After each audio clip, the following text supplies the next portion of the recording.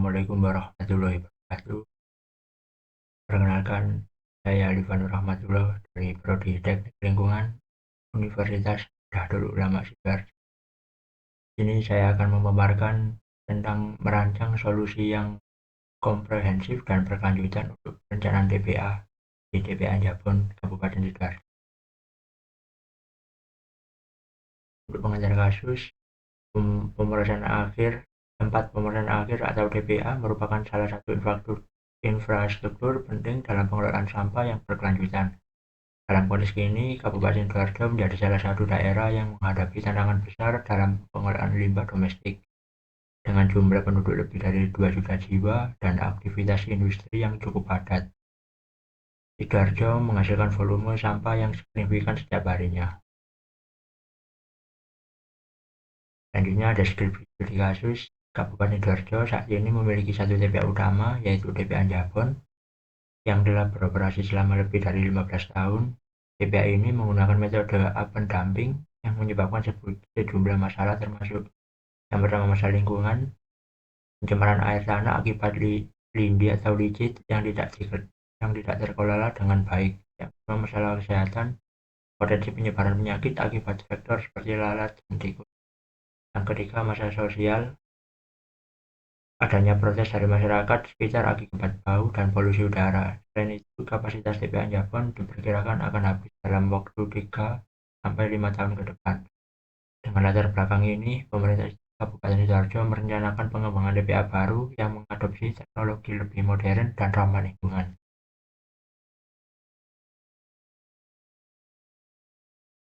Yang pertama, kapasitas TPA baru. Dengan perhitungan volume, estimasi total limbah selama 20 tahun ke depan berdasarkan data populasi 2 juta jiwa, tingkat produksi sampah per kapita misalnya 0,8 kg per orang atau per hari, dan pertumbuhan populasi tahunan untuk asumsi 1,5%. Untuk kapasitas cadangan, menambahkan kapasitas cadangan 10% untuk mengantisipasi perubahan pola konsumsi atau pertumbuhan tak terduga. Selanjutnya, desain volume landfill. Asumsi kepadatan sampah yang dipadatkan 600 kg meter kubik, proporsi tanah penutup yaitu 20% dari total volume landfill. Yang kedua, teknologi pengelolaan limbah. Ada sanitary landfill, yaitu menggantikan metode open dumping dengan sanitary landfill yang dilengkapi sistem pelapisan geotekstil untuk mencegah rembesan lindi atau licin. Untuk sistem lapisannya, lapisan dasar geotekstil dengan lapisan kedap atau HDPE liner dan sistem drainase lindi. Untuk manajemen operasional, penimbunan harian dengan tanah penutup dan pemantauan gas landfill. Selanjutnya, waste to energi atau WTE, investasi dalam teknologi pembakaran termal atau gasifikasi untuk mengurangi volume limbah dan menghasilkan energi. Dengan input limbah yang tidak dapat didaur ulang, untuk prosesnya pembakaran atau gasifikasi menghasilkan listrik dan pengelolaan residu berupa abu untuk material konstruksi. Perkiraan energi yang dihasilkan asumsi untuk kalor efektif sekitar 10 megajoule atau kilogram dan efisiensi konversi kurang lebih 25%. Untuk pengolahan organik atau composting untuk limbah organik mendukung program pengelolaan sampah terpadu. Inputnya limbah organik kurang lebih 60% dari total sampah domestik. Untuk prosesnya menggunakan metode aerobik dengan memberikan kadar oksigen dengan siklus 6-8 minggu. Untuk hasilnya kompos sebagai pupuk untuk tanaman.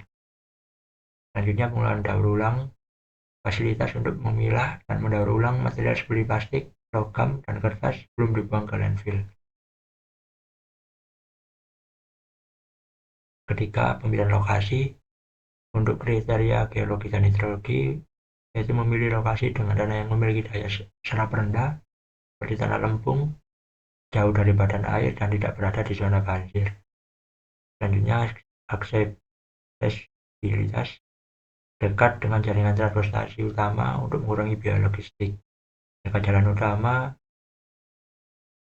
kurang dari 1 km dan radius transportasi maksimal 10 km dari pusat kota untuk efisiensi biaya.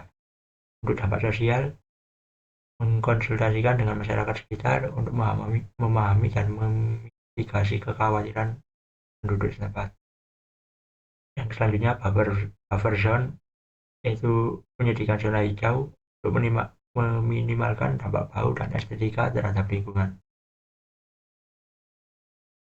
Yang keempat, keberlanjutan dengan sistem pengolahan lindi atau licit, menggunakan instalasi pengolahan lindi dengan teknologi reverse osmosis atau biofilter untuk mengolah limbah cair hingga memenuhi standar baku mutu.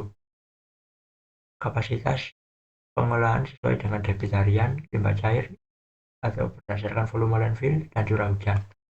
Selanjutnya, pengolahan gas landfill, memasang pipa penangkapan gas metan untuk digunakan sebagai sumber energi alternatif bagi masyarakat. Aliran gas berasumsi fraksi yang terdiri dari substrat organik berupa patahan volatil dan abu atau fraction biodegradable sekitar 60%, dan total hasil gas yang diproduksi per gram biomasa yang digunakan atau gas yield kurang lebih 120 meter kubik per ton.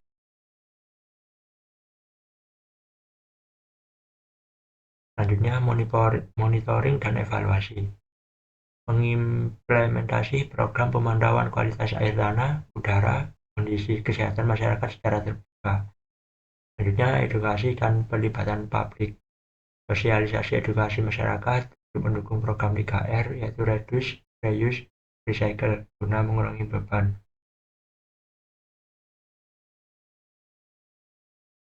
Dan pemaparan dari saya, mohon maaf apabila ada penyampaian yang kurang dalam presentasi kali ini. Wassalamualaikum warahmatullahi wabarakatuh.